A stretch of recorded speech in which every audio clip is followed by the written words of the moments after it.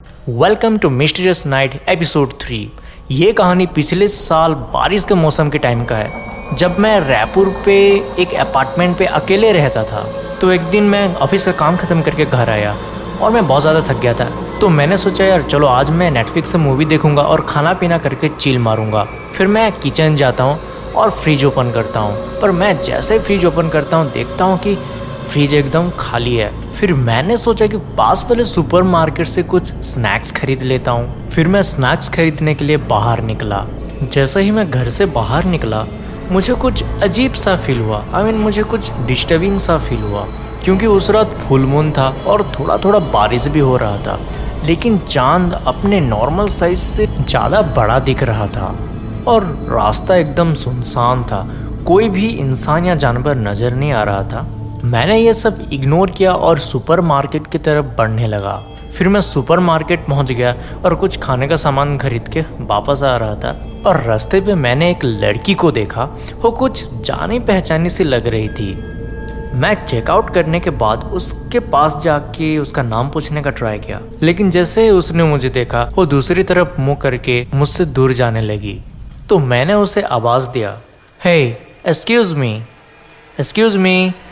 फिर वो रुक गई।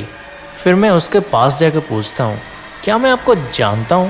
आप कुछ जानी पहचानी से लग रही हो। फिर वो लड़की पलटती है। जैसे ही मैंने उसका चेहरा देखा मुझे याद आ गया कि वो तो मेरे स्कूल में पढ़ती थी, पर मुझे याद नहीं था उसका नाम। तो मैंने उसको पूछा, I remember you from my school, पर आपका नाम क्या है?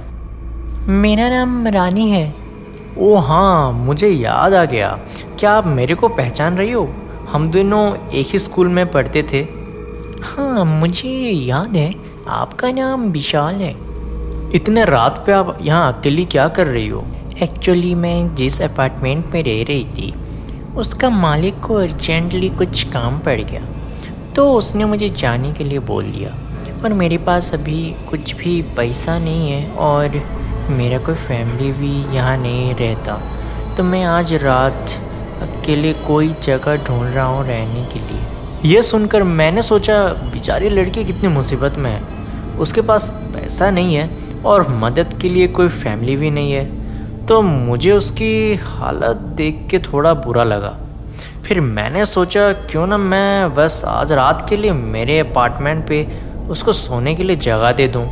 तो मैंने उससे बोला, अगर आपको कोई प्रॉब्लम नहीं है तो मेरे अपार्टमेंट पे काफ़ी स्पेस है, आप आज रात के लिए वहाँ सो सकते हो और फिर कल सुबह कोई और अपार्टमेंट या फिर जगह ढूंढ लेना और अपने फैमिली को इन्फॉर्म कर देना। फिर रानी और मैं अपने अपार्टमेंट को जल्दी से चले आए, क्योंकि थोड़ा थोड़ा बारिश भी हो रहा था। जैसे ही हम अपार्टमेंट पहुँचे मैंने कुछ अजीब सा नोटिस किया। मैंने देखा कि रानी थोड़ा सा भी भीगी नहीं थी, पर मैं इस बात को इग्नोर किया और रानी को कुछ खाने के लिए ऑफर किया। फिर हम दोनों खाना खाए। फिर रानी ने मुझे कहा, मैं बहुत थक चुकी हूँ, बेड कहाँ पे है, मैं सो जाती हूँ। फिर मैंने रानी को बेडरूम दिखा दिया और फिर मैं वापस ड्राइंग रूम जाके वहाँ पे सोफा पे सो गया। फिर नेक्स्ट मॉर्निंग जब मैं बेडरूम को चेक करने के लिए जाता हूँ तो मैं देखता हूँ कि वहाँ पे रानी नहीं थी। वो जा चुकी थी, लेकिन मेरे लिए एक लेटर छोड़ के गई थी जिसमें लिखा था, थैंक यू सो मच विशाल, आप बहुत अच्छे हो, फिर मिलेंगे। फिर मैं तैयार होकर ऑफिस के लिए निकलता हूँ। ऑफिस जाके मैं अपने ऑफिस वाला फ्रेंड सभ्या के साथ कुछ देर बात करता हूँ। फिर मेरे दोस्त ने मुझे एक ऐसा चीज कहा कि मेरा पूरा होश गुम हो गया। उसने कहा, अरे ब्रो, तेरे को याद है स्कूल में हमारे साथ एक लड़की थी रानी, उसका 2 दिन पहले डेथ हो गया।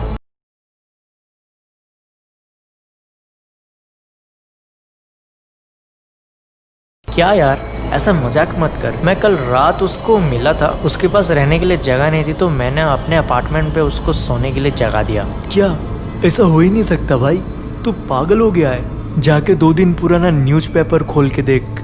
फिर मैं जब ऑफिस से घर आया तब मैंने वो पुराना न्यूज़ देखा। फिर मैंने रियलाइज किया कि मेरा दोस्त जो कह रहा था वो एकदम सच था। रानी की 2 दिन पहले डेथ हो चुकी थी। फिर मैंने वो लेटर ओपन किया जो रानी ने मेरे लिए छोड़ के गई थी। उस लेटर पे खून के निशान थे। अगर आपको वीडियो अच्छा लगा तो लाइक कर दो यार, खुद सब्सक्राइब का बटन दिख रहा है उसको दबाओ और बेल आइकन दबाना मत भूलना, ताकि अगर मैं ऐसे इंटरेस्टिंग वीडियो अपलोड करूं तो आपके पास नोटिफिकेशन पहुंच सके। मैं आपको मिलता हूं नेक्स्ट वीडियो में, तब तक के लिए गुड बाय।